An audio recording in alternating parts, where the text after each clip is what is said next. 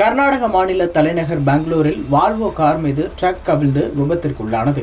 இந்த கோர விபத்தில் வால்வோ கார் அப்பளம் போல் நொறுங்கியது. காரில் பயணம் செய்த 2 குழந்தைகள் உட்பட 6 பேரும் உடல் நசுங்கி பலியாகினர். இந்த விபத்து தொடர்பாக திடுக்கிடும் தகவல்களும் வெளியாகியுள்ளது.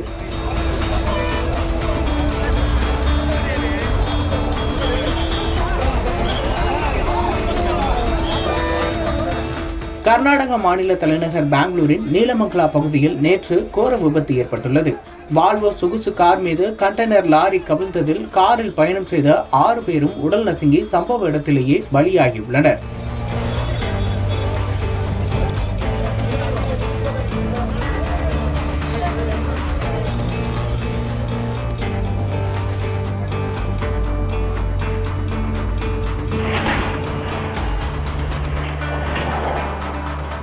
பெங்களூர் புறநகர் பகுதியான தலையர பகுதியில் உள்ள தேசிய நெடுஞ்சாலை 48இல் நேற்று காலை ட்ரக் ஒன்று சென்று கொண்டிருந்தது.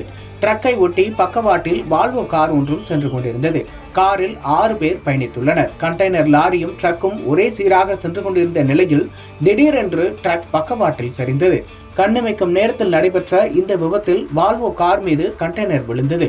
பல டன் எடை கொண்ட இந்த கண்டெய்னர் சரிந்ததில் கார் அப்பளம் போல் நசுங்கியது.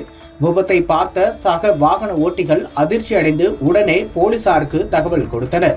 விரைந்து வந்த போலீசார் மீட்பு பணியையும் முடுக்கிவிட்டனர். கண்டெய்னருக்கு அடியில் இருந்த காரை மீட்க முடியாத நிலை இருந்ததால் கிரேன் உதவியுடன் கண்டெய்னரை மீட்பு குழுவினர் தூக்கினர். அதன் பிறகு சேதமடைந்த காரை பார்த்தபோது காரில் பயணம் செய்த 6 பேரும் நிகழ்விடத்திலேயே பலியாகினர். இந்த விபத்து தொடர்பாக வழக்கு பதிவு செய்த போலீசார் விசாரணை நடத்தி வருகிறார்கள். காரில் சென்றவர்கள் விஜயபுரா நோக்கி சென்றது முதல்கட்ட விசாரணையில் தெரிய வந்துள்ளது. 2 பெண்கள் 2 குழந்தைகள் உட்பட 6 பேர் காரில் சென்றுள்ளனர். ட்ரக்கின் முன்னால் திடீரென்று 2 கார்கள் வந்ததால் விபத்தை தவிர்க்க டிரைவர் ட்ரக்கை வலதுபுறமாக திருப்பியதாகவும் இதில் கட்டுப்பாட்டை இழந்த ட்ரக் கவிழ்ந்து கார் மீது விழுந்து இந்த கோர விபத்து நடைபெற்றிருப்பது தெரிய வந்துள்ளது. இந்த விபத்து காரணமாக பெங்களூர் தும்கூர் சாலையில் பயங்கர போக்குவரத்து நெரிசல் ஏற்பட்டது. போலீசார் விரைந்து செயல்பட்டு போக்குவரத்தை சீர் செய்தனர்.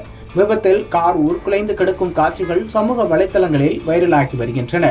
வார விடுமுறை காரணமாக நேற்று காலையிலிருந்தே தேசிய நெடுஞ்சாலையில் வாகன போக்குவரத்தும் அதிகமாக இருந்தது என்பது குறிப்பிடத்தக்கது. இதற்கிடையில் காலை 11 மணி அளவில் நடைபெற்ற இந்த விபத்தால் சில மணி நேரத்திற்கு பிறகு போக்குவரத்து நெரிசலும் ஏற்பட்டது. விபத்தில் சிக்கி உயிரிழந்த 6 பேரின் உடல்களும் பிரேத பரிசோதனைக்காக அருகில் உள்ள மருத்துவமனைக்கு கொண்டு செல்லப்பட்டது. இந்த விபத்து குறித்து வேதனை தெரிவித்துள்ள மத்திய அமைச்சர் பிரகலாத் ஜோஷி, உயிரிழந்தவர்களின் குடும்பத்தினருக்காக நான் இறைவனிடம் வேண்டுகிறேன், அவர்களின் ஆன்மா சாந்தியடையட்டும் என்று பதிவிட்டிருக்கிறார்.